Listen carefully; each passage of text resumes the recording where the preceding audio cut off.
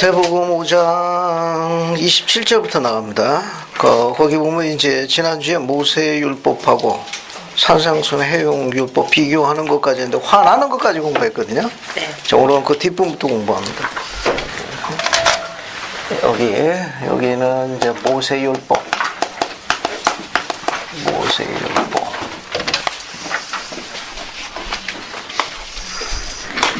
여기는 이제 산상수훈입니다. 산상수훈은 그리스도의 복음.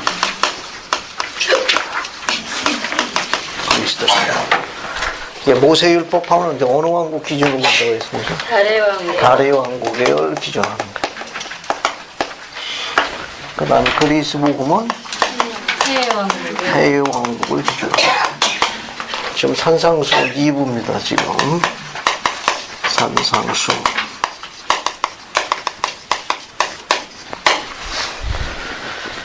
자, 여기 마태복음 5장 27절 보면 모세율법은 간음하지 말라요. 자, 그런데 해왕국의 율법은 지난주에 뭐로 설명하셨습니까? 영원한 결혼.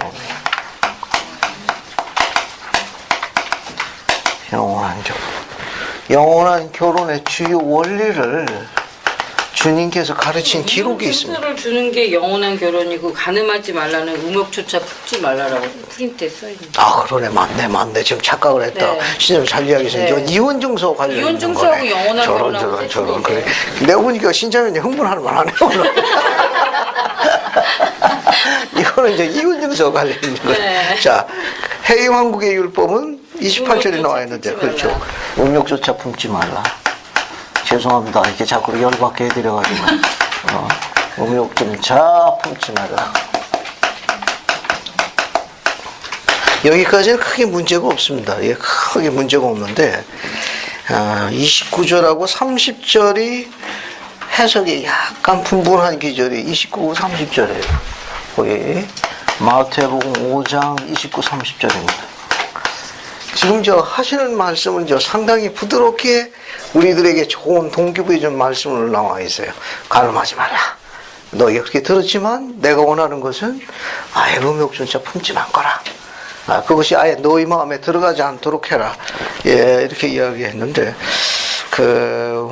우리가 가지고 있는 몰몬교회도 한번 보죠. 몰몬교 제3리파에 한번 봅시다. 미대륙에서는 뭐라고 이야기하셨는지 한번 같이 보세요. 절도 다 같습니다.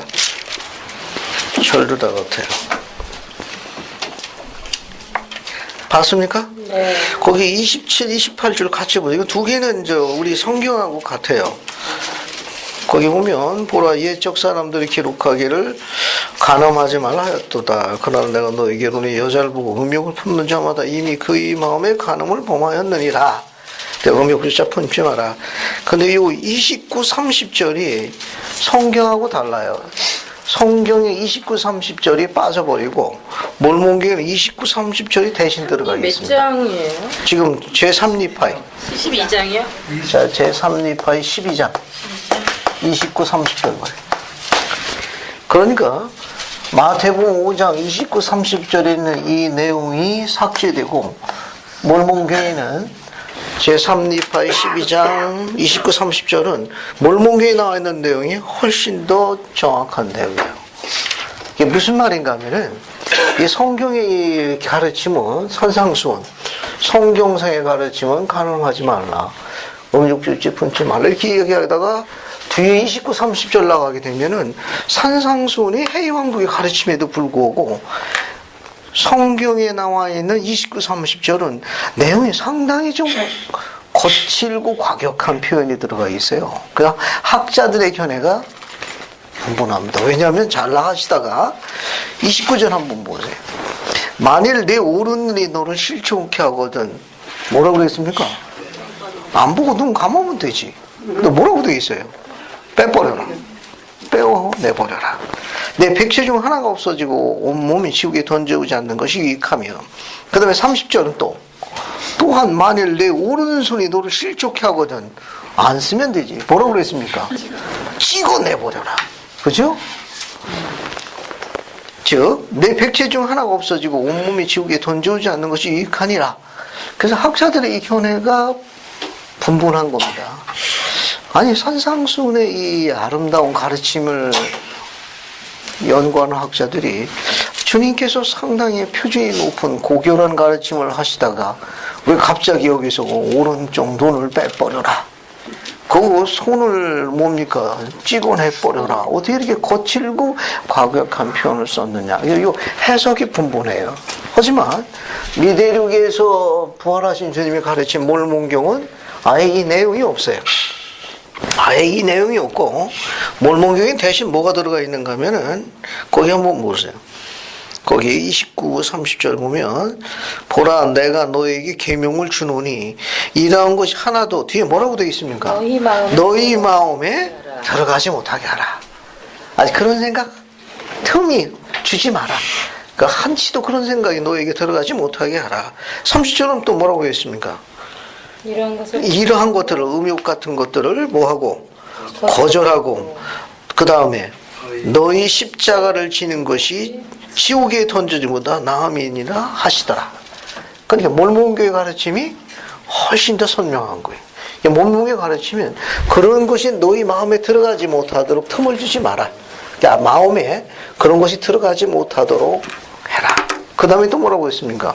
이러한 것들을 뭐하고 30절에 거절하고 거기 밑줄 하나 지어요. 너희 십자가를 지는 것이 지옥에 던져지는 건 나아니라. 이렇게 묘사되어 있습니다.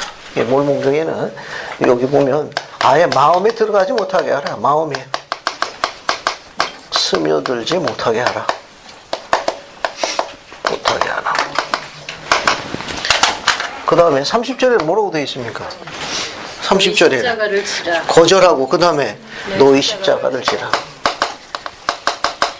너희 십자가를 지라. 이 십자가를 진다는 뜻이 무슨 뜻입니까? 앞에 거는 이해가 되는데 그런 것이 너희 마음에 들어가지 못하도록 스며들지 못하도록 삼가 주의하거라.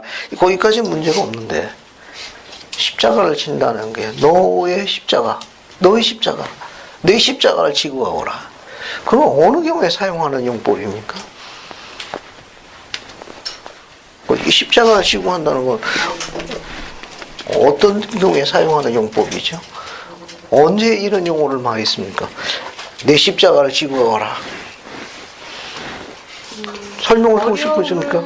피하려고 할 때 피하지 말고 주어진 어떤 뭐 부모라든가 가정 환경이라든가 뭐 네. 배우자라든가 뭐 예를 들어서 장애인 자녀라든가 나한테 주어진 어떤 하나님 주신 네. 어떤 가정 어떤 울타리를 그거를 벗어 던지지 말고 가장 가치 있는 것은 가족을 지키고 가족을 위해서 봉사하는 게 가장 하나님 보시기에 아름다운 거니까 그런 걸 외면하지 말고 힘들더라도 책임을 자기 역할을 책임을 충분히 이해해서 그것에 네. 본분을 충실히 수행하자. 네. 좋습니다. 강미영 자매님, 십자가 진다는 거 보통 어떻게 설명해요? 강자매 같은 경우는 보통 뭐 어려운 문제나 이런 게 있어가지고 뭐 의견을 나누고 도움을 청할 적에 내 십자가를 지고 가거라 그러면 어떤 뜻을 이해가 돼? 그 내 십자가니까 내 십자가를 지고 가거라 하면은 어떤 뜻으로 그 뜻이 이해가 와?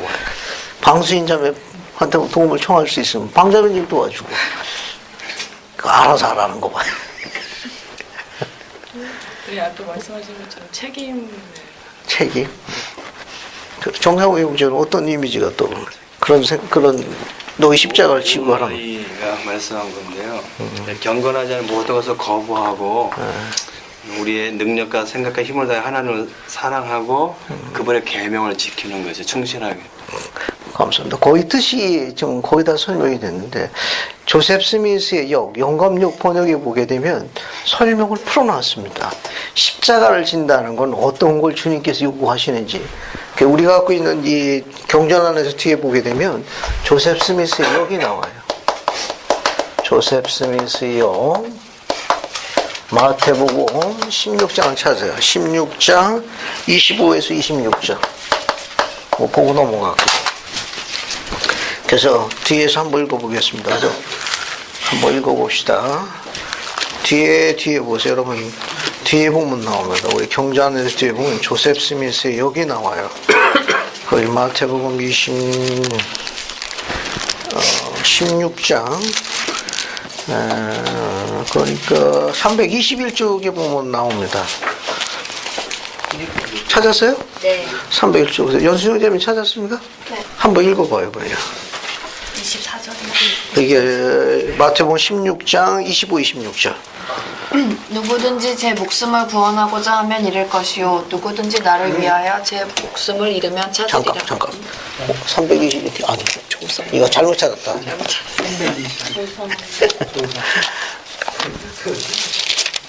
성경 원본을 찾았습니다. 321쪽. 321쪽. 여기서부터.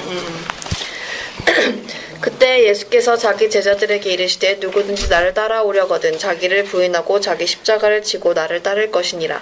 그리고 이제 사람이 자기 십자가를 지는 것은 스스로 모든 경건치 아니한 것과 모든 세상 정욕을 부인하고 내 계명을 지키는 것이니라. 감사합니다. 여러분 거기 보면은 25절에 자기를 부인하고 자기 십자가를 지고 나를 따르라. 그래서 26절에 사람이 자기 십자가를 진다는 것은 뭐라고 나와 있습니까? 경건치 아니한 그렇죠. 것을 부인하는 것. 자기 스스로 모든 경건치 아니한 것, 그게 하나님이 것이 아닌 것은 전부 물리치라는 거예요. 그 다음에 세상 모든 정욕을 부인하고 내 계명을 지키는 것을 십자가를 지고 간다고 설명하는 거예요. 이거요. 내 십자가를 지고 가라. 이 말은 뭐냐면은 하나님의 것이 아닌 경건치 아니한 것들을 물리칩니다. 물리치고 세상의 모든 정욕을 부인합니다.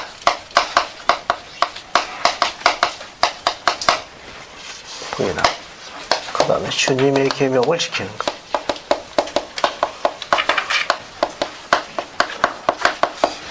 이와 같은 것을 우리가 십자가를 지고 간다. 이렇게 보통 묘사하는 겁니다. 영감적인 번역이 아주 잘 되어 있는데 성경에는 이런 의미가 삭제되어 있습니다. 자, 그러면 다시 보죠. 다시 그 정도 보시고. 그러면 우리가 갖고 있는 그 마태복음 성경에 나와 있는 거 29, 30절 그 설명보다는 몰몬교에 나와 이 설명이 훨씬 더 맥락이 정확한 거예요. 간음하지 말라 라고 너희가 들었으나 이제 주님이 우리한테 요구하는 건 뭡니까? 그런 생각, 그런 경건치 아니한 거룩하지 않은 생각들이 너희들에게 스며들지 않도록 그것을 멀리하고 그런 정욕과 싸우라는 겁니다. 그 다음에 어떻게 하는 거예요?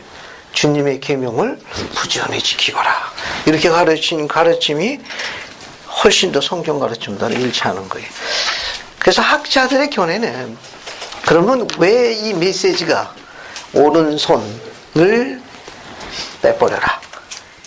오른쪽 눈을 빼버려라. 그리고 오른손은 찍어내버려요. 이런 거치고 과격한 표현이 들어갔느냐. 이게 몰몬교에는 안 들어가 있거든요. 그런데 이제 팔레스타인에서 가르칠 적에 구대륙에서는 들어갔기 때문에 학자들의 견해가 두 가지가 있습니다. 두 가지의 견해가 있는데 그 중에 하나는 이게 구대륙에서만 기록이 나와 있기 때문에 조사된 학자들의 가장 가까운 해석지 중에 하나는 팔레스타인에 전해 내려오는 일종의 격언이나 속담 정도로 보고 있답니다.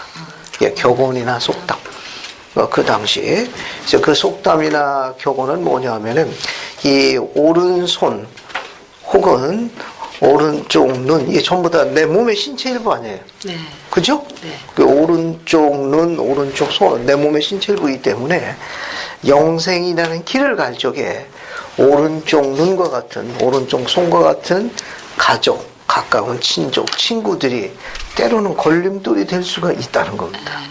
뭐 핍박한다든지 방해한다든지 회방을 나가지고 그런 이제 영생을 올바른 길을 갈 적에 걸림돌이 될 수가 있다는 거예요. 그럴 때는 차라리 오른쪽 눈을 빼버리듯 오른쪽 손을 찍어내버리는 고통이 있다 하더라도 그것을 부인하고 영생의 길로 용감해 가는 것이 지옥에 던져지는 것보다 구원하는 게 낫다. 차라리 그것이 이제 빼버리고 찍어내보니까 굉장히 고통스럽고 힘들겠지만 영생을 잃는 것보다는 훨씬 더 낫다. 그런 그 당시의 속담이나 격언 정도로 보는 해석이 하나가 있습니다. 해석이 하나가 있고 또 어떤 해석이 있는가 하면은 선지자 조셉 스미스는 거기에 대해서 또 이렇게 이야기했습니다. 오른쪽 눈, 오른쪽 손 같은 경우도 역시 마찬가지로 죄를 유발하는 요소가 될 수도 있다.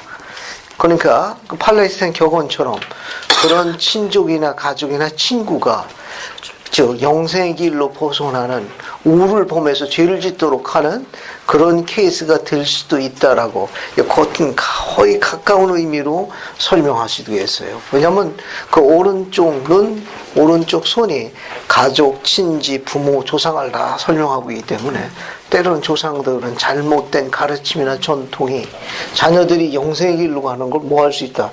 아예 봉사할 수도 있다. 그래서 그런 가르침에 대한 부모나 조상이나 이런 것들을 뭐 하라는 겁니까?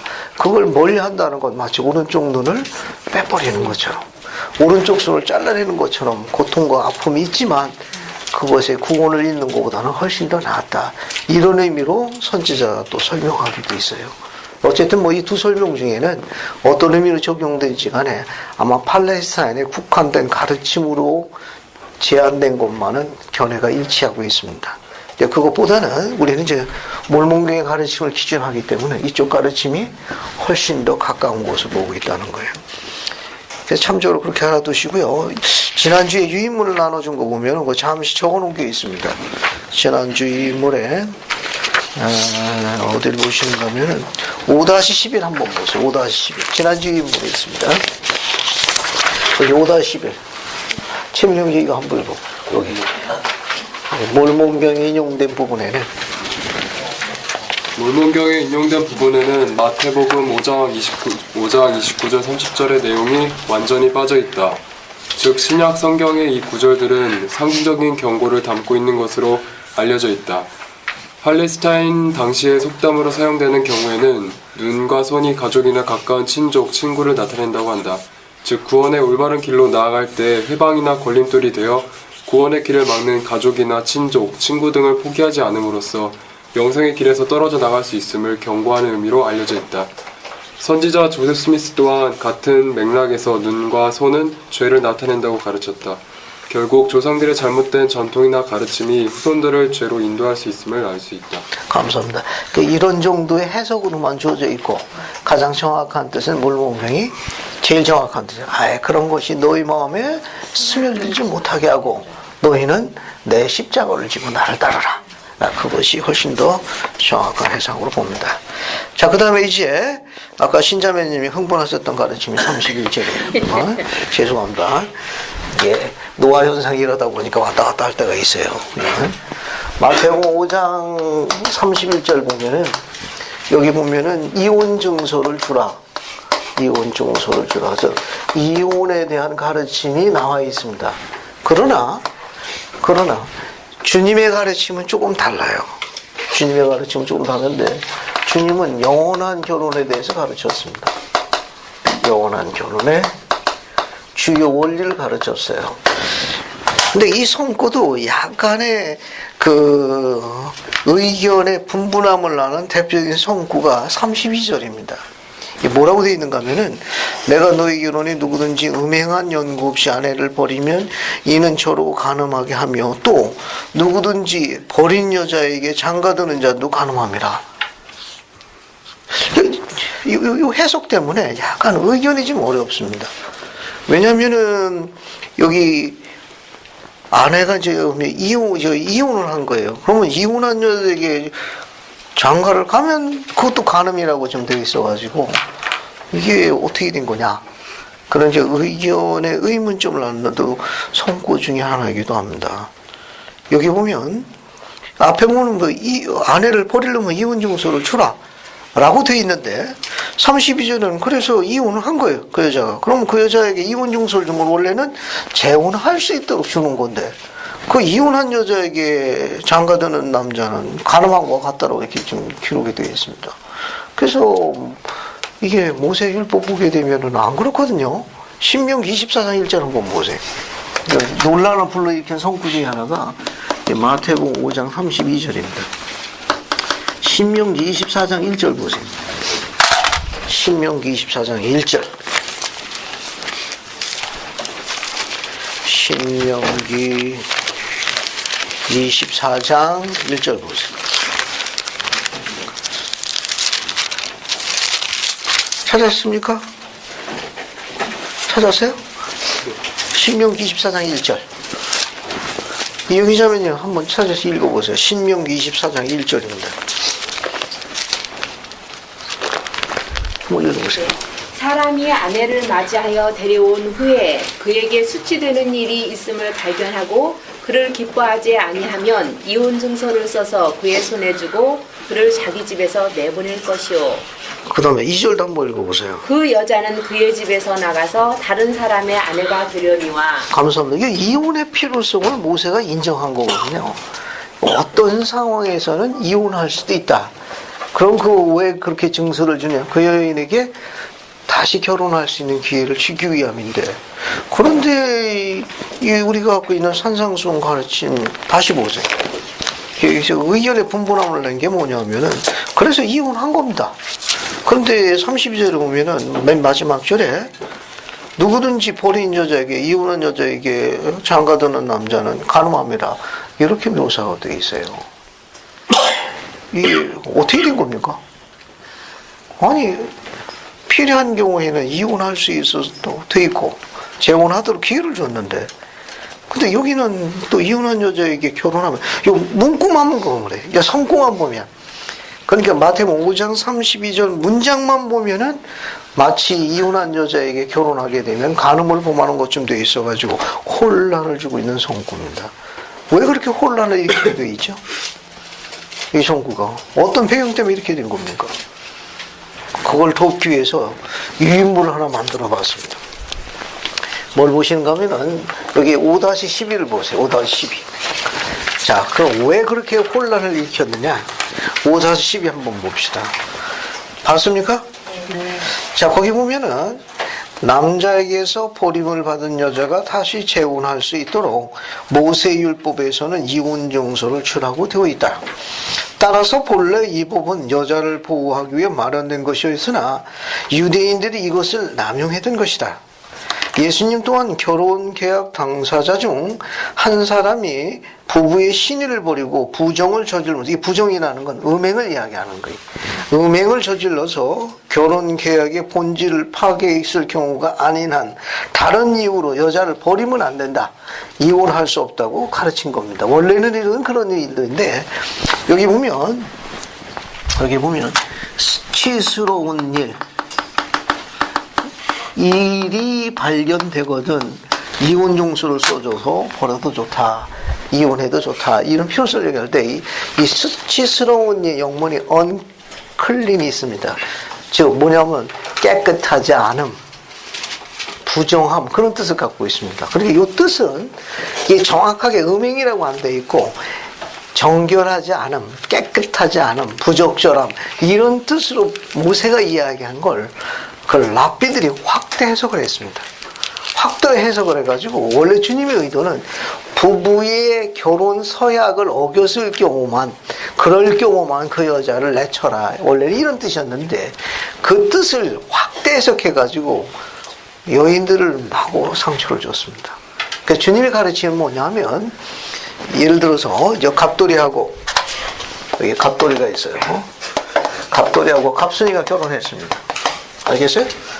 근데 결혼하고 보니까 갑순이가 처음에 결혼할 적에는 S라인이었는데 살다 보니까 이게 M라인으로 바뀌었네. 근데 갑돌이가 수치스럽다 해가지고 내버린 거예요. 이해하시겠죠? 음행하고 관계없이 맨 처음에는 S라인이었어. 이제 살다 보니까 이게 M라인이 돼버렸네. 그랬더니 이제 갑돌이가 남편의 부끄러움을 쫓았자, 수치스럽다 해가지고 내쫓았어. 알겠습니까? 그러면 주님께서 뭐라고 했는가 하면은 이건 안 된다는 거예요. 아직도 갑돌이는 갑순이를 내쫓았다고 그러지만 주님의 기준에서 볼 적에는 아직도 갑순이는 갑돌이의 유효한 아내예요. 갑돌이 기준은 내버렸다고 주장하지만 주님의 눈에서 볼 적에는 아직도 갑순이는 부부의 신의를 범행한 적이 없기 때문에, 음행이 없기 때문에 단지 살다 보니까 엠나인이 된 거예요. 알겠어요? 근데 이걸 이유로 수치스럽다 적용해가지고 내쳤다 하더라도 이것은 갑돌인데 개인 생각이고, 주님은 아직도 갑돌이의 유효한 아내이기 때문에 유부녀예요. 그래서 이 여인에게 장가들면 유부녀이기 때문에 뭐가 되는 겁니까? 간음이 되는 거예요. 예, 그렇게 지적하신 내용이에요. 왜 그런가 하면 그 당시에 랍비들이 심도 있게 가르쳤는데 이 내용을 보게 되면 우리 딸들이 감동받을 거예요. 오늘날 우리 집 태어난 걸 감사하게 될 거예요. 자, 한번 인용만 한번 봅시다. 자, 이혼에 관한 여러 가지 견해 한번 보세요. 그리스도가 지상에 계실 당시 이혼에 관한 유대 학자들의 서로 다른 견해에 가여 키키는 이렇게 말하고 있다. 당시의 대경쟁 학파였던 힐렐 학파와 샹마이 학파 간의 대립을 일으킨 문제 중에서 이혼 문제만큼 격렬한 논쟁을 일으킨 것은 없었다. 힐렐 학파는 남자는 무슨 이유로든지, 즉 아내를 사랑하는 마음이 없어졌다든지, 더 좋은 여자가 나타났다든지, 혹은 아내가 음식을 못한다 이유 등의 이유로도 이혼할 수 있는 권리를 갖고 있다고 주장했다. 마음에 드시죠? 우리 형제들의 얼굴이 밝아지고 있어요. 이와 반대로 샴마이 학파는 아내가 간음이나 순결에 관한 죄를 범했을 경우에만 이혼할 수 있다고 주장했다. 예수라고 어느 한 학파의 주장을 지지하도록 할 수만 있다면 다른 학파가 들고 일어날 것이므로 그의 명성을 송상시키기 좋은 기회가 될 수 있었다. 마태복음 5장 30절간 도밀로의 주석을 인용해보자.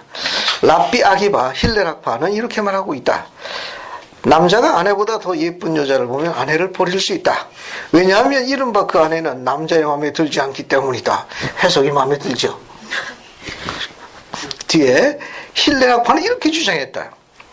아내가 남편의 음식에 소금을 너무 많이 넣거나 하여 잘못 만든다면 남편은 역시 그 아내를 버릴 수 있다. 왜? 수치스러우니까.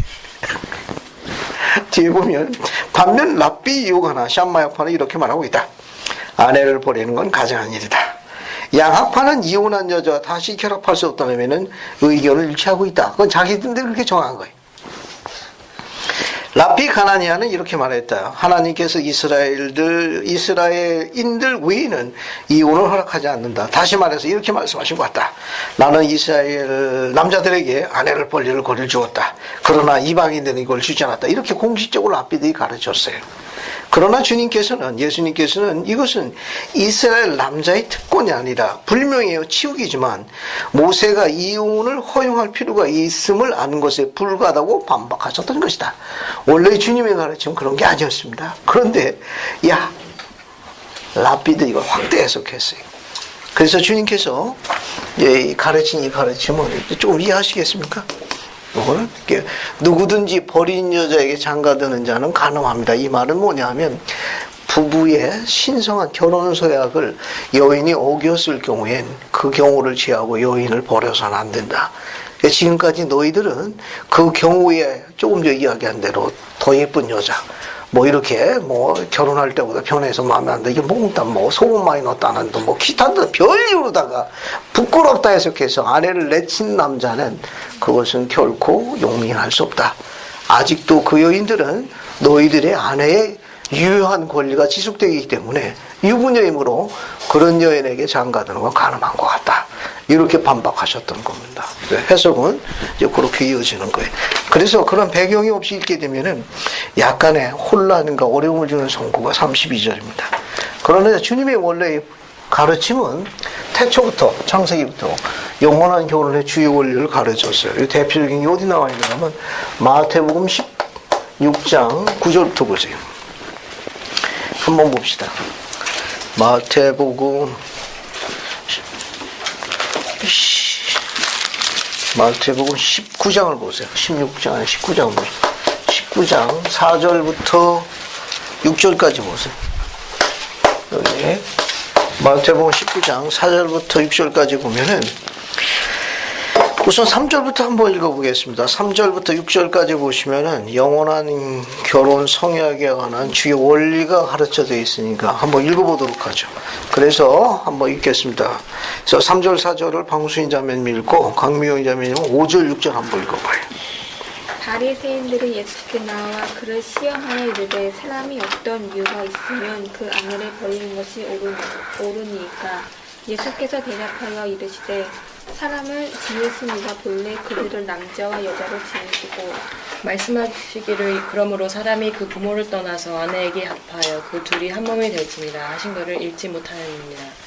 그런즉 이제 둘이 아니요 한 몸이니 그러므로 하나님이 짝지어 주신 것을 사람이 나누지 못할지나 하시니. 감사합니다. 지금 이야기한 것이 주님께서 이야기하신 영원한 결혼의 주요 그 원리가 되는 겁니다. 거기 보면 4절부터 6절까지 내용이 좀 나와 있어요. 거기 보면 첫 번째 하나님께서는 특별한 목적을 위해 무엇을 창조하신 겁니까? 남자와 여자를 창조하신 거예요. 남자와 여자를 창조.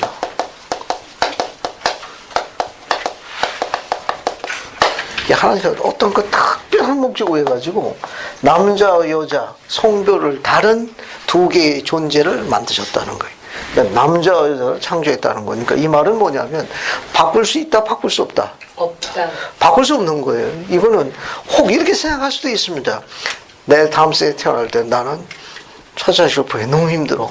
난 여자로 태어나서 남자가 부르는 걸 살림할 거야. 됩니까? 아니요. 살아보니까 어때요? 너무 억울해. 난 다음 세에 남자로 태어나가지고 나는 군지로 살 거야. 됩니까? 안 된다는 거예요.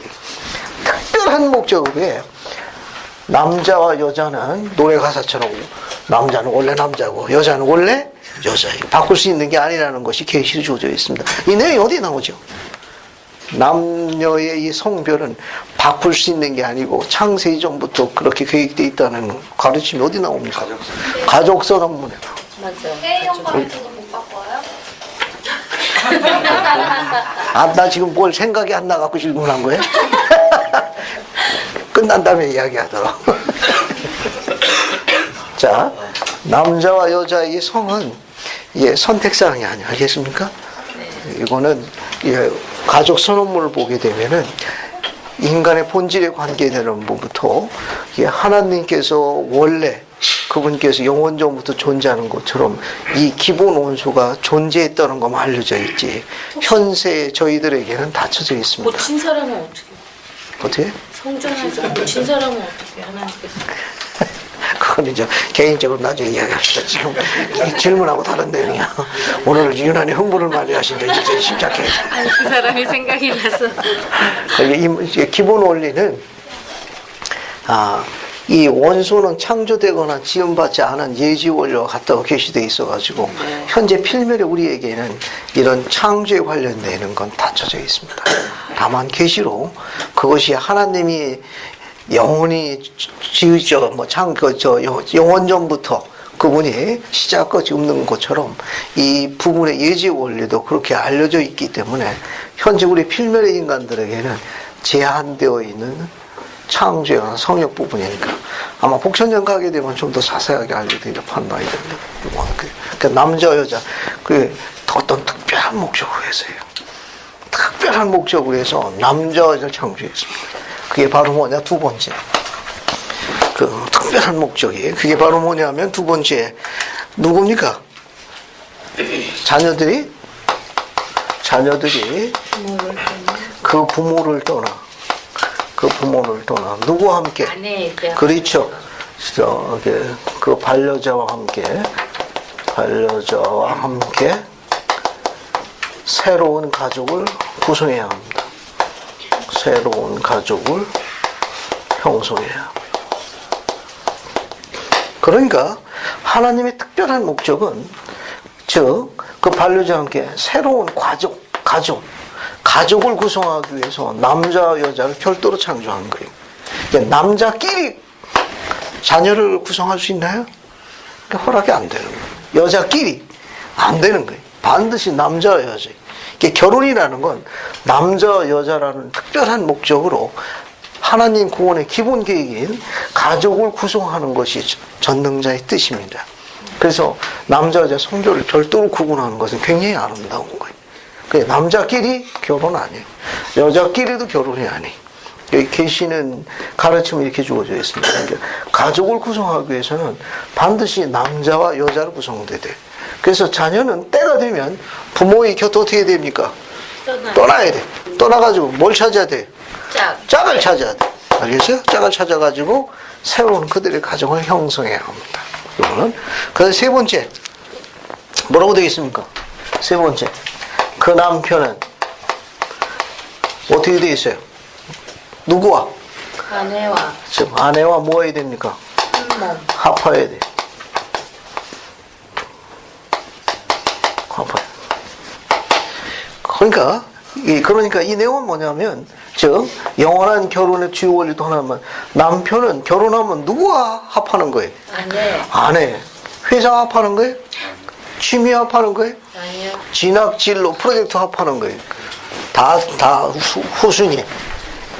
남자는 결혼하면 누구 합하는 거예요? 아내입니다. His wife예요. 이건 뭐냐면은 남자의 운명은 결혼하면 우선순위가 누가 바뀐다? 아내로 바뀌. 첫 번째 퍼스트 플라이어리티가 여러분 어머니? 아버지. No! 누굽니까? Your wife. 알겠어요. 어머니가 들으시면 굉장히 섭섭할지 모르지만 알고는 계셔야 합니다. 남자는 성약을 결혼생활을 맺으면 우선순위가 바뀌어.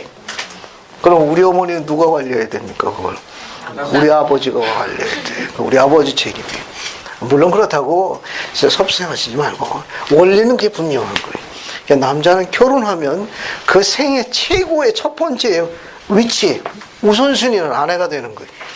그게 결혼이에요. 전능자의 영원한 결혼 성약의 뜻은 아내를 1순위를 두고 그렇게 생활하게 될 맺는 게 결혼이에요. 근데 그걸 이제 함부로 버린 거야. 결혼할 때는 엠네인 됐다고 그래가지고 내쫓고, 뭐, 소금 넣었다고 내쫓고, 별걸 다 뒤집 잡은 거예요. 그러니까 주님께서 이제 바로 잡으신 거예요. 이거는. 자, 아내와 합해야 된다. 근데 또 뭐가 되겠습니까? 또 뭐가 있어요? 어때요? 네 번째는.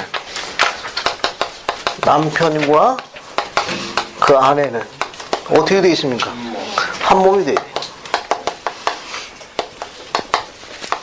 한 몸이 되어야 한다. 한 몸이 되어야 한다. 그러니까 남편과 아내는 한 몸이 되어야 한다. 알겠습니까? 가장 가까운 이웃이 아니에요. 남편과 아내는 하나야, 하나. 됐죠? 영원한 결혼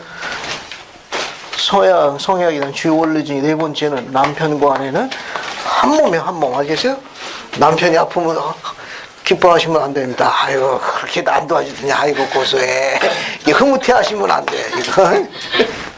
이거 그런 얘기 하신 분이 있어서 하는 거예요 지금. 남편과 아내는 한 몸이 돼요. 마지막이 뭡니까? 다섯 번째가 이거는 거기 나오는 게 오늘 가르침하고 관계가 있는 거예요. 하나님이 짝 지어주신 그들을 어때요? 그들을 함부로 그러니까 경히 즉 가볍이 나누게 해서는 안 된다 그런 말이에요. 안 된다.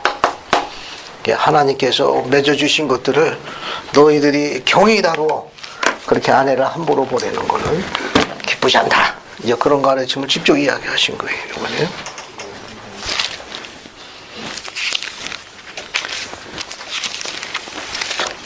자, 그 정도 보시고요. 그 다음에 나머지 또 뭘 보시는가 하면은 여러분 잘 아시는 거 마태복음 5장 38절로 갑시다.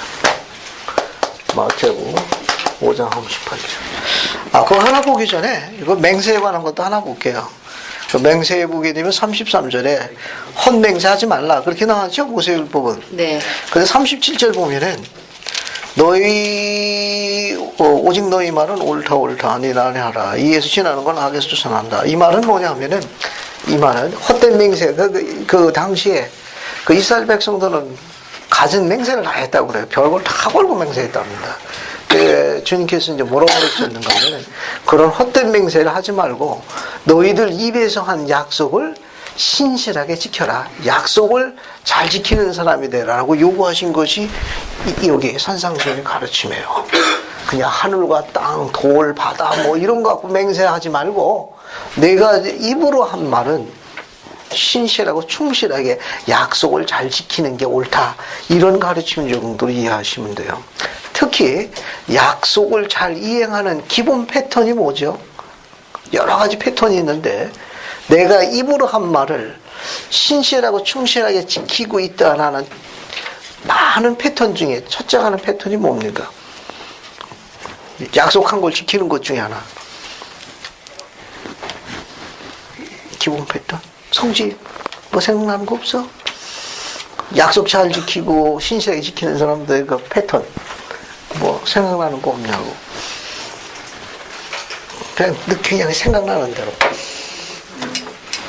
어떤 사람이 약속 잘 지키는 사람 같아? 책임감 있는 사람. 책임감 있는 사람. 그리고 감사합니다. 하나 예를 하나 드릴게요. 우리가 이제 특히 이제 어떤 약속을 하는 그 약속 중에 가장 일반적인 게 모임 약속입니다. 시간 약속하는 거예요. 그 시간에 지각하지 않는 거예요. 시간을 지각한다는 거는 상대편을 존중하지 않는 태도로 일반적으로 해석합니다. 그러니까 이게 아주 간단한 거지만 그러니까 우리는 그런 부분에서도 한번 방향을 맞춰볼 필요성이 있어요. 그러니까 이제 주님께서 이게 이맹세 저맹세 하지 말고 그런 간단한 거에 신실하고 충성을 증명해라. 그 중에 하나는 뭐냐? 약속한 시간에 늦지 않는 겁니다. 지각하지 않는 거예요. 그러니까 그 시간에 미리 가서 기다린다는 건 상대방을 존중하는 것이고 그것에 대해서 지각하고 시간을 못 맞춘다는 거는 그 존중 면에서 벌써 들여다볼 필요성이 있는 그런 부분도 해석할 수 있습니다. 제일 쉬운 것 중에 하나는 뭐냐면 모임 시간에 안 늦는 거예요. 우리 교회 모임 많이 있지 않습니까? 그럼 교회 모임에 늦지 않는 겁니다. 그리고 일찍 오면 올 수 있도록 주었습니다. 한 감독님하고 방문을 다니면서 이제 이야기를 하게 나오는데, 감독님이 굉장히 기뻐하시더라고요. 뭐가 이렇게 기뻐하십니까? 했더니, 한 아론 싱컨 총남에 관한 이야기를 했습니다. 자기 너무 기쁘답니다. 뭐 이렇게 기쁘십니까? 주일날 방문 가가 됐더니, 그 아론 싱컨 총남이 1시간 전에 온대. 그 부모님들은 시작 시간에 뭐 사이사이에 오는데, 그 청남만은 1시간 전에 와서 송찬하고 다 준비한다. 자기는 너무너무 행복하다고 그러더라고요. 유일한 청남이 돼, 유일한 청남. 이 와드에 감독단에 관련돼 있는 사람 치고 그 시간에 나오는 건 그 청소년 하나뿐이 없다는 거예요. 굉장히 자기 행복하다고 그러더라고. 그러면서 이야기를 했어요. 한 젊은이들 이야기하는데, 그 형제, 그 이제 독신 형제인데, 익명으로 이야기합니다. 모임 시간에 항상 늦는다는 거예요. 뭐 예를 들면 뭐 평의의 모임이 있고 신권 집행이 있으면 항상 늦게 와가지고 이제 그런 부분에 대해서 아마 좀 신뢰도가 좀 떨어지는 것 같아.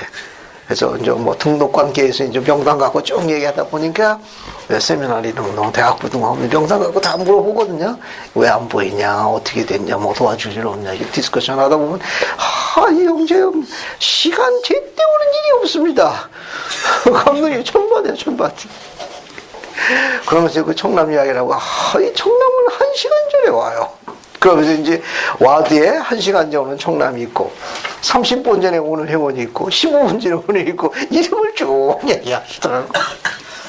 그 얘기 듣고 제가 실수를 묻지 못했는데, 혹 하늘의 천사도 그렇게 하지 않겠어요?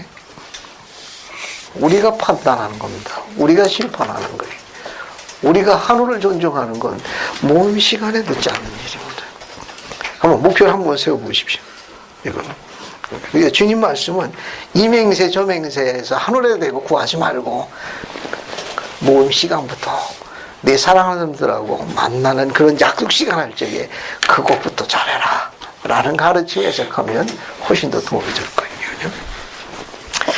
자, 그 다음에 이제 뭘로 넘어가시는가 하면, 마태복음 5장 38절 보게 되면, 눈에는 눈, 그건 뭐가 되어 있습니까?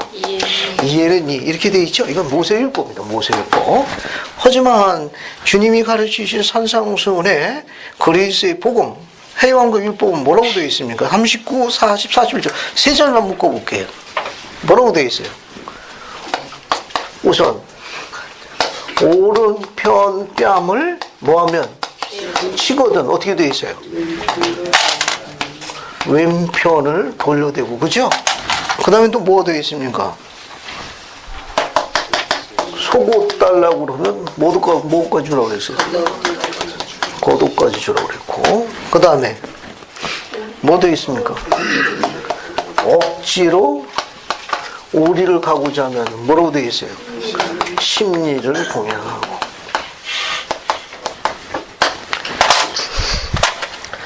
오른편 뺨을 치거든 왼편을 돌려대라. 가르침은 우리가 쉽게 볼 수 있는데 적용하기는 만만치 않죠. 재민우 형제, 누가 오른편 치면 왼편 돌려댈 수 있겠나? 쉽지 않지. 얼마 전에 와드에서 그 연차대 이제 우리 위성방송 받지 않습니까?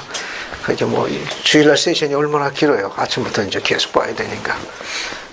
그래서 작은 아들이 명상의 시간을 갖고 길래 뺨을 딱 때렸습니다. 그거 저는 이제 앞에 앉았어요. 그랬더니 조금 있다가 다시 앞에 오더라고 아들이. 그랬더니 아빠 왼편도 때려주세요. 씌웠길래 왼편도 딱 때렸습니다. 그랬더니 아빠 그래 진짜 때려. 산상수훈의 가르칩니다. 그랬더니 깔깔거리고 가더라고. 이 왼편 뺨을 맞으면 오른편 뺨을 맞으면 왼편을 돌려대라 이렇게 나와 있는데 이 가르침은 시사하는 바가 굉장히 많습니다. 학자들의 경제가 굉장히 많아요. 제가 이제 교직에 있을 적에 학생과에 있었는데 특히 그 학생들이 좀 자존심을 상하게 하는 그 뭡니까 그런 훈육 방법 중 하나가 뭐냐면 그 뺨을 때리는 거예요. 그 훈육보다는 감정적인 게 훨씬 많습니다. 평소에 이제 마음에 안 드는 학생들 가끔 이제 학생과로 이제 차출되는 경우가 있는데 그때는 이렇게 다스리는 그런 사랑의 매가 별도로 있음에도 불구하고 뺨을 때릴 적에는 감정이 치우치는 경우가 굉장히 많습니다. 그리고 자존심을 엄청 상하게 하고 이거는 그와 관련이 있어요. 이 뺨은 이건 요즘 드라마나 뭐 보게 되면 툭 하면 그렇게 뺨들 잘 때리는데 그거 본 받으시면 안 돼요. 이제 절대로 본 받으면 안 돼요. 그거는 세상에서 하는 가르침이고 오른편 뺨을 맞다는 건 엄청나게 자존심이 상하는 케이스예요. 그 이후에 어찌되었든 간에 그죠? 그럼에도 불구하고 어떻게 되어 있습니까? 내가 오른뺨을 맞거든 내 손에 잡히는 대로 무엇인지 들고 달려 들어가 그렇게 되어 있습니까? 뭐 칼이고 도끼고 망치고 뭐든지 드라이버고 뭐 손에 잡히는 대로 달려 들어 뭐 그렇게 되어 있어요? 그거 없네. 그죠? 그거 어떻게 되어 있습니까? 왼편을 돌려다라고 했으니까 참 우리에게 어떻게 보면 무리한 주문을 하시는 게 아니냐 이런 생각도 들기도 합니다. 어쨌든 왼편을 오른편 뺨을 맞거든 왼편을 돌려대라. 이 가르침도 상당히 적용해 볼 필요성이 있습니다. 특히 이런 부분 같은 경우는 다른 많은 경우도 있지만 교회에서 가르치는 가장 흥미로운 비유 중에 하나는 가정 안에서 남편과 아내의 관계 적용할 때 이거는 적은 투자지만 효과는 굉장히 커요. 뭐 그럴 일은 없지만 남편이 소임을 다해서 정말 최선을 다하려고 하지만 때로는 아내에게 오른편 맞는 것 같은 대우나 상황이 있을 수 있을 겁니다. 그렇다 하더라도 그 아내에게 뭘 하는 겁니까? 시비를 하지 말고 내 손에 잡히는 대로 도끼나 칼이나 망치나 뭐든지 달려들어 기강을 세우고 오라고 안 돼 있어요. 뭐라고 돼 있습니까? 왼편을 돌려대며 라고 기록되어 있다는 점입니다. 이게 남편과 아내 사이에 이와 같은 부분을 적용할 경우에는 굉장히 흥미로운 결과가 생긴다는 거예요. 그러니까 남편이 최선을 다하고자 했음에도 불구하고 이렇게 부당한 자존심이 엄청 상하는 경우가 있을 수 있다는 겁니다. 그렇다 하더라도 거기서 시비를 논할 생각 말고 시비보다는 관계가 더 중요하다는 거예요. 남편과 아내의 관계가 더 중요하다면 그러므로 내가 잠시 그 설명을 뒤로 미루고 그걸 조금 더 뒤로 미루고 왼편을 돌려대도록 가르치고 있다는 것은 시사하는 바가 굉장히 많습니다. 또 이와 같은 것들은 가정뿐만 아니라 상사와의 관계, 다른 사람과 이런 대인관계에서도 적용될 수 있는 좋은 가르침이 될 거예요. 아주 시사하는 바가 굉장히 많아요. 우리 여기는 몰몬교에 보면 주님도 그런 가르침을 하나 남긴 게 있습니다. 그래서 니파이전서 19장 9절 보세요. 니파이전서 19장 9절 보세요. 한번 보세요. 봤습니까? 그래서 한번 읽어볼게요. 장미신 자매님, 니파이전서 19장 9절 한번 읽어주실겠습니까?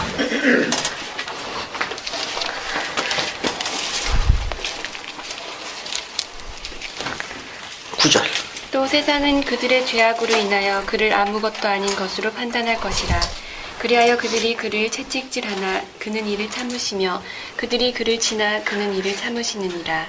참으로 그들이 그에게 침을 뱉으나 사람의 자녀들을 향한 그의 사랑의 친절과 그의 오래 참으심으로 말미암아 그는 이를 참으시느니라. 감사합니다. 이거 이렇게 바꿔보겠습니다. 여기 내용을 조금 바꿔볼게요. 같이 보세요. 자, 세상은 그들의 죄악을 인하여, 알겠습니까? 죄악을 인하여 남편을 아무것도 아닌 것으로 판단할 것이라. 그래요, 아내와 자녀가 남편을, 아버지를 잭시질하나 그는 이를 참으더라. 아내와 자녀가 그를 치나 그는 이를 참으시니라. 참으로 아내와 자녀가 그에게 침을 뱉으나 아내와 자녀를 향한 그의 사랑의 친절과 그의 오래 참음으로 말미암아 그가 이를 기꺼이 참으시니라. 마음에 안 드셔도 할 수 없어요. 이건 흰클 회장님이 직접 인용하신 성구입니다. 남편들에게 그렇게 하기를 원하셨어요. 주님이 그렇게 하셨으니까 우리도 그렇게 해야 한다고 이야기하셨습니다. 때로는 사노라 보면은 이렇게 부당한 대접을 받을 수도 있다는 겁니다. 그렇게 아내가 혹은 자녀가 오른편봉을 치는 경우가 있다 하더라도 주님이 사랑의 친절과 오래 참음으로 그를 견디셨으므로 너희들도 왼편을 돌려대는 게 마땅하다고 흰크레자님 인용하신 성구 중에 하나예요. 자, 그러면 모로나에서 7장 46, 47절 가봅시다. 여기에서 모로나에서 46, 47 모로나에 한번 봅시다. 모로나에서 7장 그래서 한번 읽어볼게요. 오소라 자매님 한번 읽어봐요. 모로나에서 7장 46, 47장. 그런즉 나의 사랑하는 형제들아, 만일 너희에게 사랑이 없으면 너희는 아무것도 아니니 이는 사랑은 언제까지나 시들지 아니함이라.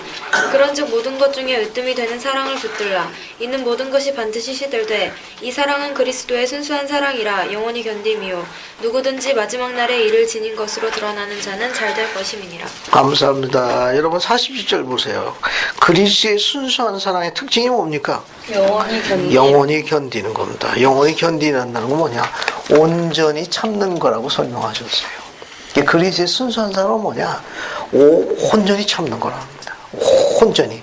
온전히 참는다는 온전히 뜻은 뭐냐면은 후에 올 설명을 기다리는 자세라고 가르쳤어요. 지금 당장이 아니고 후에 올 설명을 기다리는 거니까 인내가 필요하죠. 지금 당장이 아니고 후에 올 설명을 기다리는 자세를 의미한다. 이렇게 가르치셨습니다. 자, 그러면 오른편 평을 맞으면 왼편을 돌려라. 좀 구도가 선명해지죠. 만약에 그렇게 적용할 수 있으면 훨씬 더 우리의 생활은 풍요로워질 거예요. 자, 그 다음에 속옷 달라면 뭐 이렇게 되어 있습니까? 고도 달라고 되어 있죠? 네. 이 고도줄라고 되어 있는데 이 속옷이 영문이 코트예요. 코트. 그리고 겉옷은 크로크라는 단어로 되어 있습니다. 크로크. 이 코트는 소매가 있는 옷이에요. 소매가 있는 옷. 크로커는 소매가 없는 옷입니다. 예, 이것은 주로 이제 조끼 비슷한 다양한 어떤 소지품을 넣을 수 있는 그런 겉옷 형태를 갖고 있어요. 그래서 고대에 유대인들이 이제 옷을 입게 되면은 이렇게 소매가 있는 옷, 이렇게 로브 같은 옷, 이 옷을 안에다 입었습니다. 이 옷을 입었어요. 그 다음에 이게 소지품이나 뭘 집어넣어야 되기 때문에 위에다가 편리한 다른 소매가 없는 옷을 입었습니다. 소매. 여기 주머니가 있어요. 그래서 이걸 매듭을려서 등에 맸습니다. 소매가 있는 옷이 안에 있으니까 속옷으로 번역되어 있습니다. 소매가 없는 옷이 위에 있다 보니까 이게 겉옷으로 번역된 걸로 알려져 있어요. 난젤이 그게 아니에요. 알겠습니까? 예, 그게 아니고 이게 속옷이라고 그랬더니 우리 이미지에 그냥 이렇게 난젤이 속옷 같은 개념이 이제 금방 떠오르는데 일반적인 해석은 이렇게 원래 이스라엘 백성들이 이런 옷을 안에 입어도 로브 같은 긴 옷을 입고 위에다가는 소지품과 넣기 위한 소매가 없는 조끼 비슷한 겉옷을 입었다고 그래요. 그래서 이것은 안에 있으니까 속옷이 된 거고 위에 있는 겉옷으로 번역했는데 이 겉옷이 굉장히 유용했답니다. 아주 유용하게 썼다고 그래요. 그렇게 이해하시면 훨씬 더 도움이 될 거고 이건 더 설명 안 해도 이해하시겠죠? 억지로 오래 가면 오리를 가지고 가면 어떻게 되겠습니까? 심리를 동행하라. 또 이것에 대해 적용하는 다른 가르침 중에 하나는 뭐냐 하면은 이것만 해도 잘하는 거예요. 끝. 그죠? 오른뺨을 맞고 참기만 해도 잘하는 거죠. 속옷 달라고 그랬으니까 속옷만 줘도 뭐 하는 겁니까? 잘하는 겁니다. 억지로 오기를 원했으니까 오리만 가져도 잘하는 거예요. 근데 여기는 어떻게 되어 있습니까? 다 플러스 1이죠. 그죠? 플러스 1. 10 플러스 1. 이걸 엑스트라 마일즈라고 그래가지고 여분의 원리라고도 또 알려져 있습니다. 또 여분의 원리. 조금 더 하는 거예요. 조금 더 하는 거. 이제 여기에 뭐가 있느냐, 뭐에 좀 감동이 따라간다는 거죠. 이런 엑스트라 마일즈의 원리라고도 설명하는 그런 가르침이 되겠습니다. 적용에 따라가 좀 다양하게 적용할 수 있을 것 같아요. 이거는. 자, 그래서 우리가 그 유인물에서 한번 읽어보죠. 자, 이 산상수의 가르침. 오늘 나눠준 유인물 중에 어딜 보신가 하면은 맨 끝에 거 보세요. 유인물 맨 끝에. 오늘 나눠준 유인물 맨 끝에 인용문. 오늘 나눠준 아내의 이름을 처음 부르던 날. 이거 한번 보세요. 아내의 이름을 처음 부르던 날. 봤습니까? 네. 자, 이건 이 가르침하고 적용되는 거예요. 오른편 뺨을 치거든 왼편을 돌려대고 속옷 달라면 겉옷 주고 오리를 가면 심리를 동행한 그런 인용문에 적용할 수 있는 좋은 예입니다. 제 발음 속도 읽어보니까 한번 보세요. 대만의 육군사관학교 수영교사니까는 왼쪽 눈에 이상이 생겨 각막 이신 수술을 받아야 했다. 그의 오른쪽 눈은 이미 젊은 시절에 사고로 시력을 잃은 데다가 엄청난 수술비는 물론 각막을 제공했던 사람이 없어 매우 절망적이었다. 그러던 어느 날 교통사고로 죽은 운전수의 가족들이 각막을 제공해줬다는 소식을 담당회사에게 알려왔다. 거기에 그의 아내가 그간 억척스럽게 모아놓은 돈을 내놓았다. 아내가 내민 통장을 바라보며 그는 새삼 아내가 처음 시집 오던 날을 떠올렸다. 그는 19살 되던 해 부모님끼리 일방적인 약속에 따라 결혼을 했다. 결혼 당일 처음 본 아내의 얼굴은 실망스럽게 그지없었다. 아내는 기가 막힌 박색이었다. 그는 신방을 뛰쳐나와 학교 기숙사로 숨어버렸다. 몇 달 후 그는 가족들에게 다시 집으로 끌려왔다.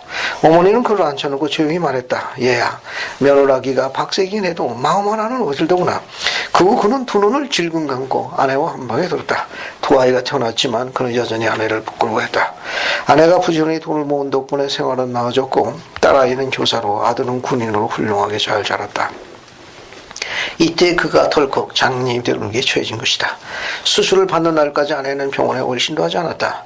마침내 붕대를 풀고 집으로 돌아오던 날 부엌에서 음식을 준비하고 있던 아내는 고개를 숙인 채 얼굴을 들지 못했다. 침울해 있던 딸아이가 소리친 건 그때였다. 엄마, 이제 털어놔요. 아버지에게 눈 하나를 드렸다고요. 놀란 그가 억지로 아내의 얼굴을 돌렸다. 아내의 왼쪽 눈은 흐려 있었다. 그마, 왜 이런 짓을 했어? 그는 아내를 껴안으며 울먹거렸다. 그가 아내의 이름을 부른 것은 이때가 처음이었다. 당신은 나의 소중한 제 남편인거려. 아내의 흐린 눈에서 눈물이 쉴 수 없이 쏟아지고 있었다. 앞에 거 보세요. 앞에 인용, 작은 이야기. 작은 이야기 한번 봅시다. 자, 이 작은 이야기도 재밌어요. 아름다운 사랑이라는 제목이 있는데 이것도 한번 읽어볼게요. 이 가르친 것도 이제 엑스트라 마일스. 하나 더 한 겁니다. 억지로 오래 가면 심리일동이야. 60년대 초반 서울의 한 하숙집, 유학 준비 전 하숙생 Q씨를 향한 주인집 딸이 짝사랑을 시작했다. 첫사랑이었다. 저녁 식사 때 날 보고 웃었다. 오늘은 진 회색 스봉을 입었다. 스봉이 뭐예요? 바지에 외려옵니다. 당신은 스봉이라고 했어요. 예. 하루도 빠짐없이 적힌 채 차마 고백되지 못한 연정. 우연히 식탁에서 이 일장을 Q씨가 읽었다. 이렇게 나를 사랑하는 여자를 다시 만날 수 있을까? 고민 끝에 결심한 결혼을 친구들은 사랑이 아니라 동정이라고 말렸다. 부모의 반대도 심했다. 난생 처음 고집을 부려 주변 사람들 설득한 Q씨의 결혼식이 열렸다. 신부가 고절이라죠. 신랑 부모가 벌벌 뛰었대요. 수군대는 하객들 사이에 친정아버지의 팔짱을 끼는 신부가 행진을 시작했다. 쩔뚝쩔뚝 땡땡땡. 성함이를 알았다더니 정말 다리를 많이 저네요. 웅성거림이 더 커졌다. 10발짝쯤 걸었을까? 먼저 입대했던 신랑이 갑자기 신부 쪽으로 달려왔다. 아버님, 제가 좀 일찍 데려가야겠습니다. Q씨가 신부를 번쩍 하나 들었다. 정막이 흘렀다. 신랑이 건넌 신부 행진. 하객들이 하나둘씩 일어났다. 박수가 터지고 아주머니들은 손수건을 꺼내들었다. 하객 전원의 기립박수와 무릉무릉. 결혼식은 5분쯤 지연됐다. 그때 신랑은 지금 교수가 되어 서울의 한 대학에서 건축학을 강의하고 있다고 합니다. 부사에 태어난 두 형제는 장애인 환자에게 특별히 친절한 의사가 되어 인수를 펴고 있다더라. 어떻습니까? 적용한 거 아니에요? 엑스트라 마일스.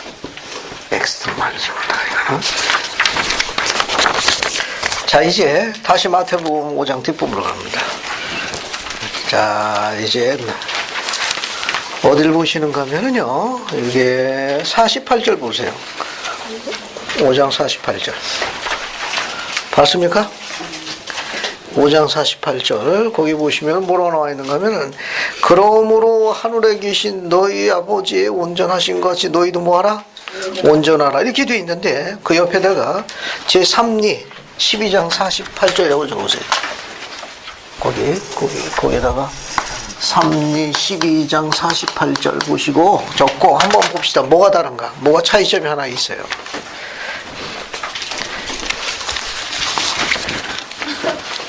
찾았습니까? 자, 3리 12장 48절 맨 마지막 절 봐요. 맨 마지막 절. 거기 뭐라고 나옵니까? 거기 마태복음 5장 48절은 뭐가 다르죠? 마태복음에는 하늘에 계신 아버지만 나오지만 몰몬경에 뭐가 나와 있어요? 나나. 이때 나는 누구를 지칭합니까? 그렇죠. 부활하신 주님.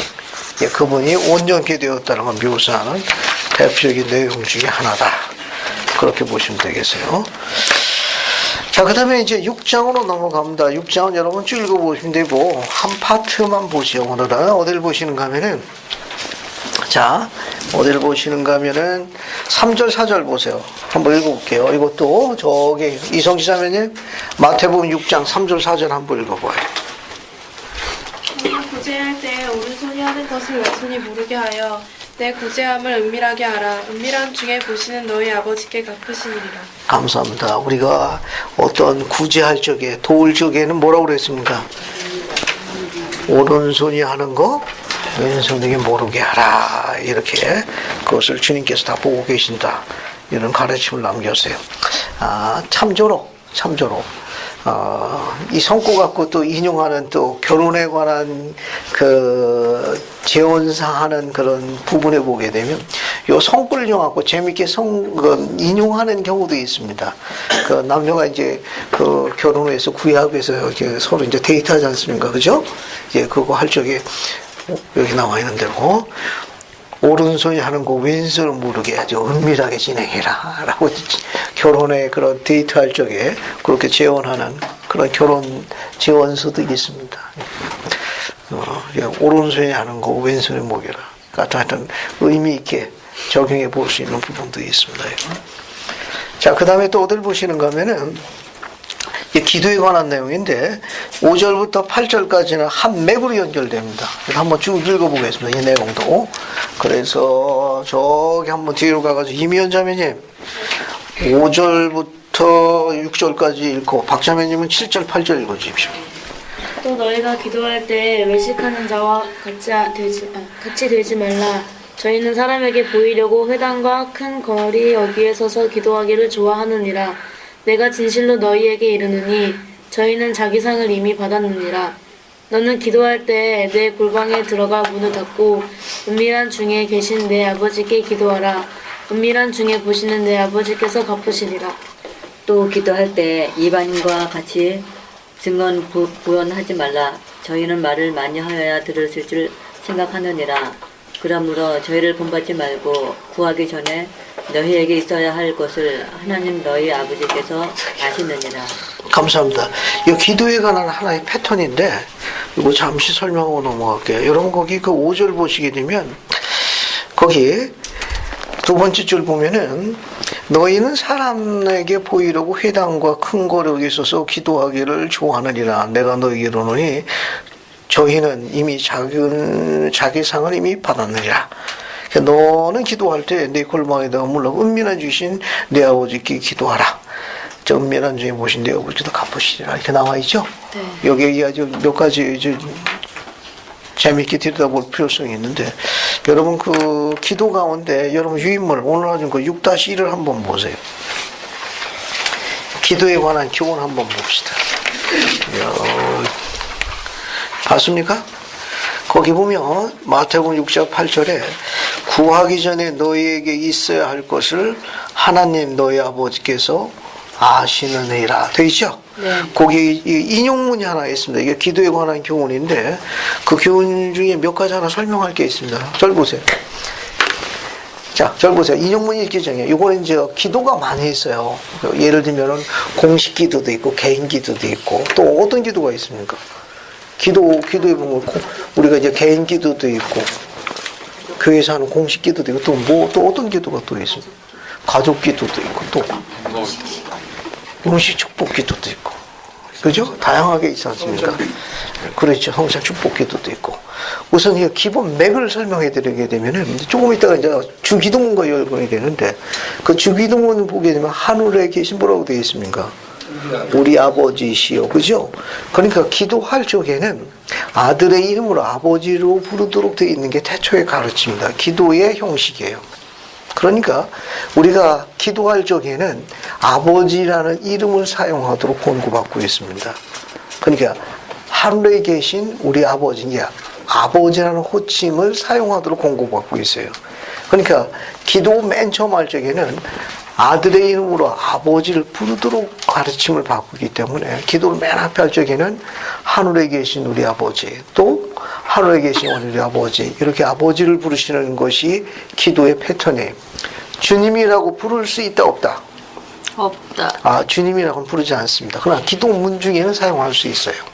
기도문 중에는 아버지와 아들 두 분에게 다 사용할 수 있으나 기도를 맨 처음 사용할 때는 아들의 이름으로 아버지를 부르도록 되어 있기 때문에 주님 그렇게 부르지는 않는다는 거. 이게 기도의 패턴이에요. 그러니까 맨 처음 사용할 경우에 하늘에 계신 우리 아버지 그 다음에 약간의 그분의 경외하는 표현이 들어가는 건 관계없습니다. 그런데 너무 길게 되면 어떻게 되죠? 만약에 아버지를 군호칭해 창서전에 절 지으시고 뭐 하면서 철 따라 모든 걸 관리하시고 뭐 아프리카부터 시작해가지고 모든 나라 다 관리하시며 또 일기까지도 다 얘기해야 돼. 뭐 중등도 해가지고 그러면 어떻게 됩니까? 하늘에 계신 아버지께서 어머니와 함께 아니 제가 누굴 부르는 게 지금 한참 아버지 아이고 당신 부르네. 이거 용서하십시오 표현을. 어때 우리가 간절하면 우리의 필면의 부모에게도 여러분이 너무 간절한 것을 원할 때에는 어떻게 호칭합니까? 여러분이 너무나 도움을 청하고 위로받고 원하는 게 있을 때 여러분 그 부모님에게 어떻게 호칭해요?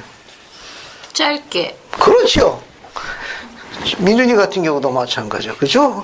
예를 들어가지고 24년 전에 절 나오시고 기르시며 진자리 마른자리 누시며 붙이냐고 못 치냐. 아니 얘가 지금 누굴 찾는 게 한참 월사금 제때 주시고 선교사 보내주세요. 선물 꼬박꼬박 보내주시며 가만히 있어 내가 했나 못 치면 당신이 했나 고마워시 우리 어머니 아이고 당신이네.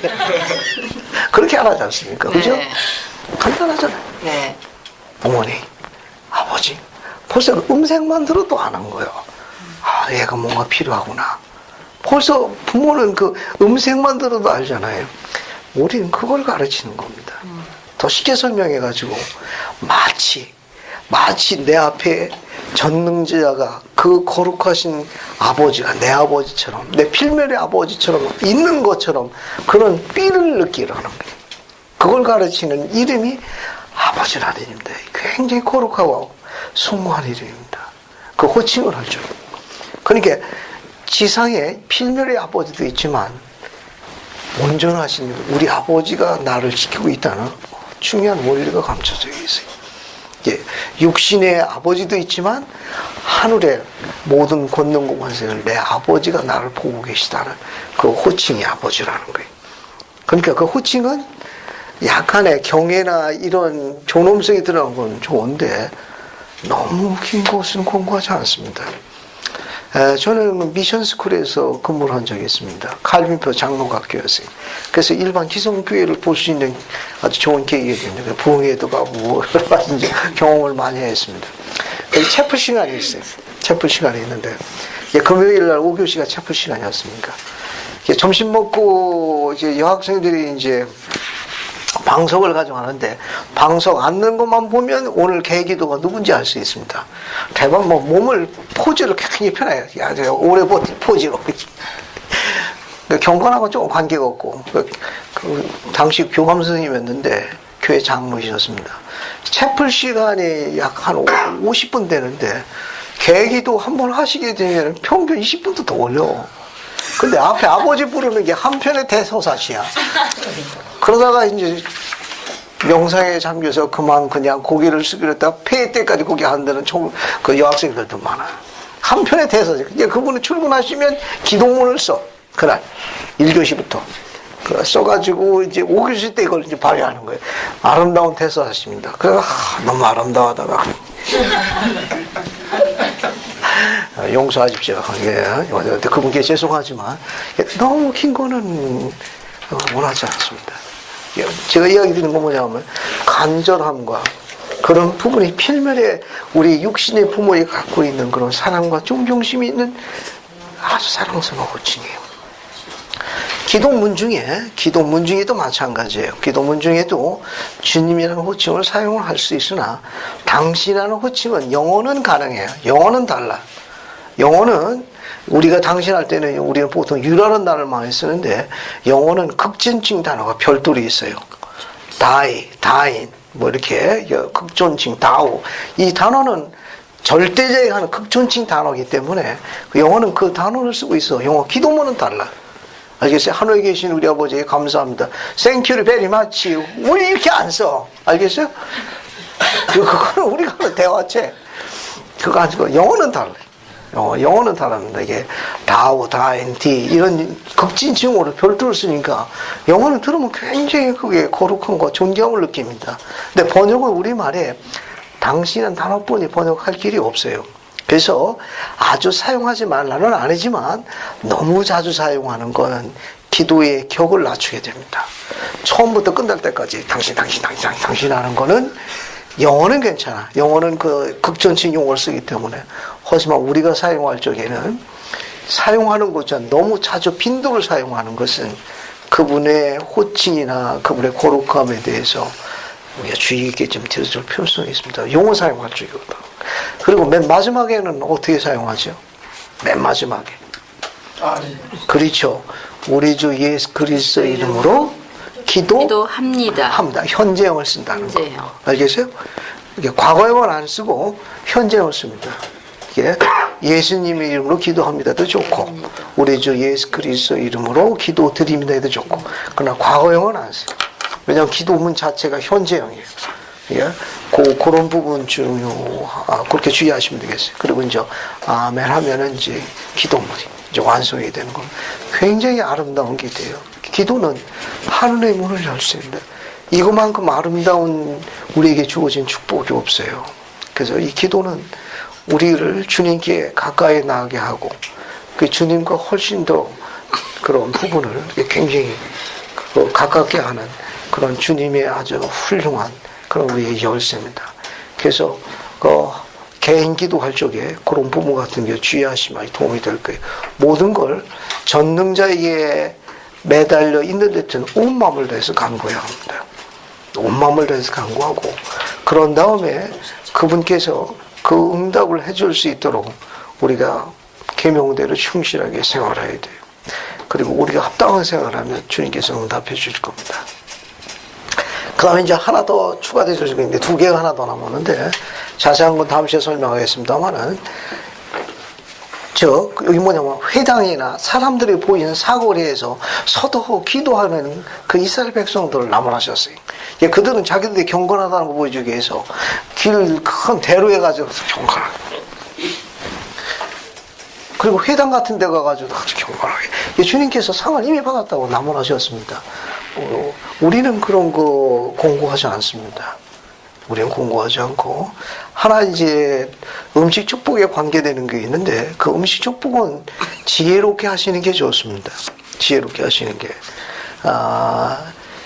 힝크레 회장님이 한국 지역대에 오신 일이 있습니다. 그때 당시 공보위원장이 이동환 부장님이 공보위원장을 맡고 계셨는데 그분이 다녀오시더니 재미있는 이야기를 하시더라고. 공보 모임을 하는데 국내에 아주 저명한 신문 기자들과 매스컴 기자들 수십 명이 초대가 됐다고 해요. 그래서 거기서 인터뷰를 마치시고 난 다음에 점심 식사 시간이 된 거예요. 그러니까 기자들도 다양한 종교를 갖고 있는 분들이지만 결국 예수교 후계 성도의 가장 높으신 제1회장이 와 있는 거 알기 때문에 기본기는 갖고 있죠. 그래서 한국 공보위원장으로 계신 이동환 부장님이 선지자에게 음식 축복할까요? 라고 이렇게, 왜냐면 감리원의 지시를 받아야 하니까. 감리원이 뭐라고 얘기했을 것 같습니까? 음식이 지금 다 나가 있거든. 음식 축복할까요? 속으로. 아니, 해도 되죠. 이거 우리 교회 모임이거든. 감리원도 싱크 선지자고. 근데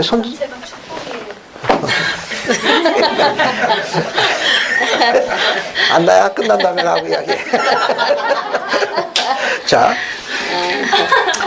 근데 그때 이동환 부장님이 뭐라고 이야기하셨는가 하면은, 재밌는 이야기 하나 하시더라고. 이동환 부장님은 준비하기 때문에 음식 주고 지명만 하면 됐다고 합니다. 그때 그분이 그 이야기 하셨답니다. 선지자께서. 그냥 편하게 식사하도록 하라고. 그래서 우리는 마음속으로 기도하고, 거기서 믿지 않는 분들은 그냥 편하게 식사하도록 그렇게 지시하셨답니다. 끝난 다음에 물어봐도 돼요. 왜 그렇게 했냐고 했더니, 믿지 않는 사람들에게도 그들의 그것을 존중한 이유를 갖고 있다고 한 총괄요원이 설명하셨답니다. 그러니까 믿지 않는 분들은 우리가 거기에 되면 어떻게 됩니까? 그분들은 벌써 제한받는 거죠. 그것도 그들의 삶을, 생활 방법을 존중한 이유를 갖고 있다라고 이렇게 가르치셨답니다. 근데 그게 굉장히 신선하게 들렸어요. 그래서 이동 부장님하고 워낙 오랫동안 생활하는데 또 그분 미국에서 생활하신 분이고. 그래서 이제 그분하고 이제 생활하면서 그걸 많이 느끼는데, 예, 우리 성도들끼리, 온전히 회원들끼리 할 경우에는 음식 축복하는 게 맞습니다. 조용한 방이나 이랬을 때는 문을 닫고 양해를 구하는데 우리 축복하는 게 맞아요. 그러나 식당에서 여러 사람과 섞여 있을 경우에는 굳이 음식 하는 부분을 상대방에게 표를 내지 않아도 괜찮다는 거. 꼭 그냥 거기서 쉽지 않은 그 장소에서 그렇게 꼭 음식 축복을 할 이유는 없습니다. 이게 이제 장로교식 문화가 이제 예비돼서 그런데, 제가 알고 있는 총괄요원들은 다 자연스럽게 식사하십니다. 아주 편하게. 그리고 이미 가시기 전에 음식 축복을 지금 부탁하시는 분도 있고, 아주 비교적 그렇게 아주 편하게, 이 편하다는 말은 눈치를 본다는 말이 아니고 아주 자연스럽게 그렇게 생활하시는 분들이 훨씬 더 아름다운 것 같아요. 이 말은 뭐냐면, 평소에는 그렇게 하지 않다가 꼭 먹을 때만 하는 거는 결코 바람직하지 않다는 거예요. 다른 행실은 못 따라가는데, 유난히 거기에 대해만 돈독하셔가지고, 여러 사람을 이렇게 하는 것은 주님께서 하신 말씀대로 저희가 이미 상을 받았느니라. 더 쉽게 설명해가지고, 이런 부분 같은 경우는 미리 지혜스럽게 하셔도 좋습니다. 나중에 꼭 교회원이 아닌 비회원 가족과 친지들과 있을 경우가 굉장히 많아요. 그런 거 같은 건 미리 사전에 축복하시는 방법도 있고, 아니면 편하게 마음속으로 기도하고 그냥 어른들하고 친족으로 자연스럽게 식사하셔도 괜찮습니다. 그걸 가지고 꼭 부담, 그런 거 필요성이 없다는 거. 지금 주님께서 가르친 6장 8절의 내용이 뭐냐면은, 여기 이렇게 내용이 나와 있어요. 구하기 전에 너에게서 그분이 다 하십니다. 그런 상황을 다 하시는 거니까 지금 이야기 드린 건 그런 거 말고 주님과 나의 개인적인 그런 진솔하고 순전한 기도가 훨씬 더 중요합니다. 즉 은밀한 장소에서 안 보이는 곳에서 그 기도가 훨씬 더 의미가 있는 겁니다. 더 나은 기도는 우리가 생활하는, 복음대로 생활하는 우리 생활 방식 자체가 기도가 되는 게 가장 아름다운 기도예요. 우리가 살아가는 방식 자체가 성도들이 보기에, 낯선 자들이 보기에 그분을 대변하는 자로 생활하는 게 가장 아름다운 기도예요. 이해하시겠습니까? 네. 꼭 그냥 식당 가가지고 꼭 보이는 데 가가지고 그냥 고꾸라져서 있는 그런 불편함보다는 생활 속에서 우리가 하고 있는 매일매일의 생활 패턴 방법이 주님의 표준, 그분의 빛과 소금을 대신하는 그 생활 방식 자체가 가장 아름다운 기도의 연장선이에요. 우리가 그렇게 할 수 있으면 좋겠습니다. 그게 우리가 생활에 충만해지는 거예요. 좀 도움이 되셨습니까? 네. 여기 주님께서는 의식하는 자들에서 저희가 이미 그 상을 받았다고 나무라셨습니다. 그러니까 우리가 생활하는 방법, 우리가 복음을 배워가지고, 복음을 알아가지고, 받아들여가지고, 우리가 생활하는 그런 모든 부분들이 하나하나가 기도의 연장선입니다. 그래서 그걸 보고 우리가 전능자에 대한 사랑에 대한 품격을, 품위를 더 높이는 것이 훨씬 더 주님께 드리는 의미 있는 기도의 연장선이다. 그런 뜻으로 설명할 수 있습니다. 인용문 하나 읽어볼게요. 여기 보세요. 인용문 하나 읽어보는데, 기도에 관한 인용문은 다음 주에 읽고, 하늘에 계신 너희 아버지가 온전한 것처럼 너희도 온전하라. 그 성구 하나 있죠? 네. 여기 인용문 연구, 두 개는 다음 주에 읽겠습니다. 여기 인용문 연구 하나 보세요. 봤습니까? 네. 자, 데이비드 맥케이 회장님이 이야기하신 걸로 알려져 있는데, 거기 보면, 불을 얻고 마음의 천성의 애정을 무디게 하고 다른 사람에게서 사랑받는 사랑만 참으로 성공한 것이 아니라 그를 아는 사람이 가장 그를 사랑하도록 생활하고 그의 행위만이 아니라 마음속의 감정까지도 알고 계신 하나님이 그를 사랑하시도록 생활한 자도 비록 가난하게 살았을 때 참으로 성공한 것입니다. 이 데이비드 오메키 회장님 하신 걸 내는데 여러분 그거 지우세요. 지우고 이거 15제이 그랜트 회장님이 이야기한 게 맞습니다. 제가 한번 확인 찾아볼게요. 제 기억에는 15제이 그랜트 회장님이 이야기한 걸로 알고 있는데 제가 인용을 잘못한 것 같습니다. 이거는 제가 다음 주에 더 확인해 드릴게요. 이거는요 정확하게. 이 15제이 그랜트 회장님이 아주 애용하시는 문장 중에 하나인데 제가 밑에 적은 내용을 위에다가 잘못 적은 것 같아요. 15J 그랜트로 바꿔주십시오. 15J 그랜트로. 이 말은 뭐냐 하면은, 그게 지내면 지낼수록, 생활하면 생활할수록, 절 보세요. 간단하게 정리할게요. 축복 주세요. 이복 주세요라고 요구하는 것보다는 살아가는 그 생활 방식이나 태도가 전능자께서 축복하시고는 견딜 수 없게끔 생활하는 게 더 나은 사람이다. 그런 가르침입니다. 그러니까 상대편에게 사랑해 주세요. 이렇게 하는 것보다는 상대편이 사랑할 수밖에 없도록 살아가는 사람이 성공한 사람이라는 겁니다. 그러니까 축복 주세요 라고 간절히 매달리는 것보다는 그가 살아가는 방법이 전능자께서는 축복하시지 않고는 견딜 수 없게끔 생활하는 사람.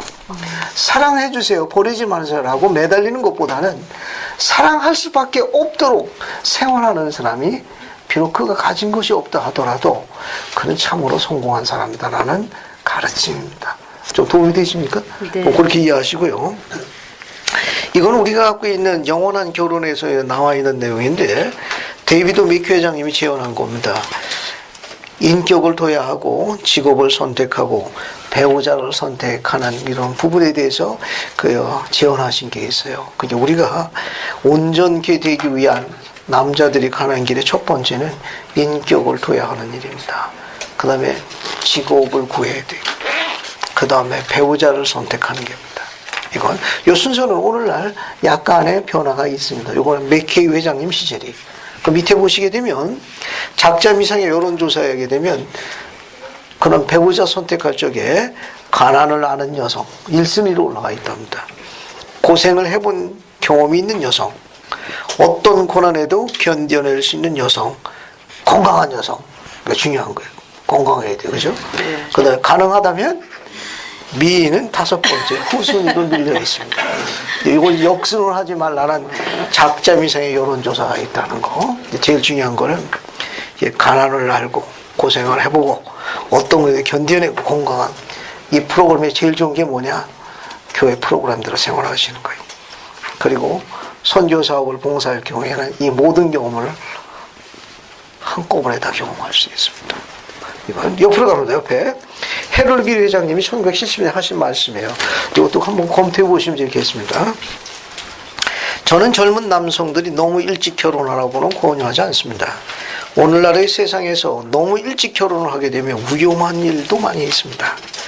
우리는 젊은이가 가족을 부양할 수 있게 되고 자립하기 위해 직장을 구할 때까지 결혼에 대해 생각하지 않길 바랍니다. 잘 들어보세요. 이거는 뭘 얘기하는가 하면 너무 일찍이라는 말에 주목해야 합니다. 너무 일찍. 그는 자신의 선택으로 여성을 찾아야 하며 서로를 잘 알고 서로의 결점을 잘 알면서도 사랑할 수 있을 정도로 오래 사귀었다는 확신을 가져야 합니다. 잘 들어보세요. 이제 지금 말씀드리는 걸 오해하지 마십시오. 결혼하지 말라.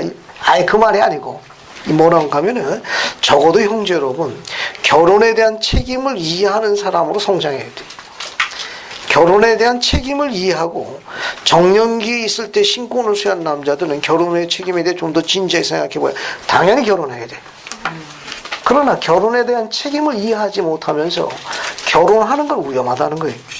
이 선지자의 가르침은 이 가르침은 무슨 얘기인가 하면은 결혼 정년기에 있는 신골진 형제는 당연히 결혼이 우선이에요.